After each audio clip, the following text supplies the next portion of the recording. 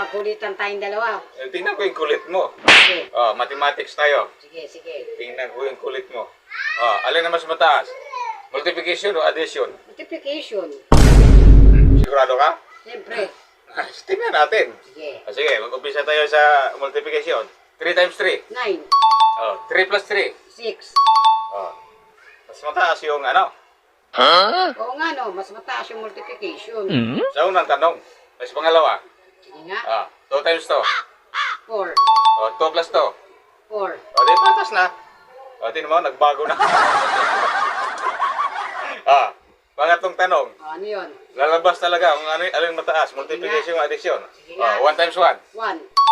1 plus 1. 2. Di mo? Mas mataas ang addition. Oo nga no. Tingnan mo. Ganyan kami sa probinsya. Ginagamit nga namin daliri eh. Kaya sa Manila, may hihina kayo sa mathematics. Ito pa, hirit pa. 1 times 5. 5. 1 plus 5. 6. Di ba? Mataas talaga yung addition. Di ba? Oo nga no, mataas no. Kupal ka ba? Wala kang binatbat. Technique yan, no? Talino. Kupal ka ba? Buwa sa galing yan. Ayoko na, tama na. Tama na. Panalo ka na. Ano yan? Lokohan?